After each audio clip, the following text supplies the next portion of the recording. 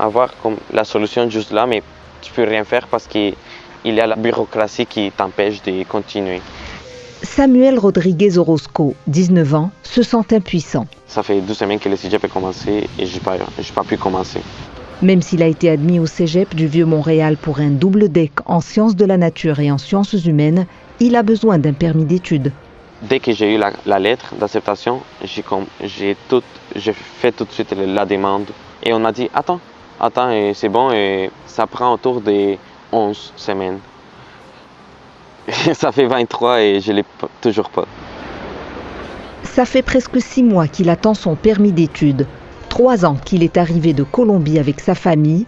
2 ans qu'ils attendent tous leur résidence permanente après avoir obtenu leur certificat de sélection du Québec. Et c'est un processus qu'on a vécu en famille. Et c'est un processus qu'on a tous appris ensemble. On a tous travaillé fort pour apprendre la langue parce qu'on ne va pas s'en mentir. Ici au Québec, si tu ne parles pas français, avoir de bonnes opportunités, c'est difficile. J'ai passé par tous les niveaux des débutants, intermédiaires et avancés la même année. Et j'ai intégré les secondaires 4 l'année suivante. Et je viens de finir cette année-ci. Son diplôme d'études secondaires en poche, cet élève méritant a même remporté une bourse de 10 000 $ pour son engagement communautaire et pour contribuer à ses futures études universitaires. Pour pouvoir aller à l'université, il faut bien aller passer par les cégep. Et en ce moment, c'est quelque chose qu'on m'a interdit de faire et on est dit attendre. Une attente interminable et déraisonnable selon cet avocat. Mais quand on fait une demande 3-4 mois à l'avance et que malgré ça, on continue à attendre 5, 6, 7, 8, 9 mois, là, on ne peut pas blâmer l'étudiant. Il y a quelque chose qui ne fonctionne pas. La personne risque de manquer sa session, puis il n'est pas certain que le cégep ou l'université va l'accepter à la session d'hiver. Il devra peut-être attendre une année complète.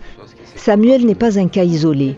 Le cégep du Vieux-Montréal où Samuel devait étudier nous confirme que pour l'automne 2024, l'institution avait admis 211 étudiants étrangers qui ont fait leur secondaire au Québec. Seulement 42 ont entrepris leur rentrée. L'impact, puis le motif principal aujourd'hui, c'est d'enrayer un système qui a perdu le contrôle.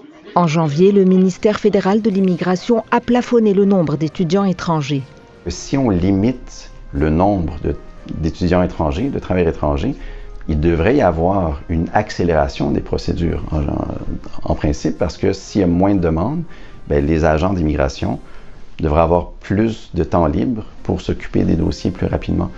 Nous avons contacté Immigration, Réfugiés et Citoyenneté Canada, mais nous n'avons toujours pas reçu de réponse à nos questions. Samuel a épuisé tous ses recours.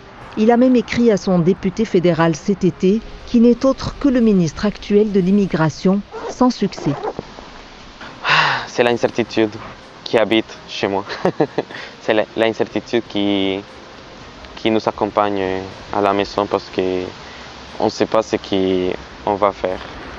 Ici Yasmine Hayat, Radio-Canada, Montréal.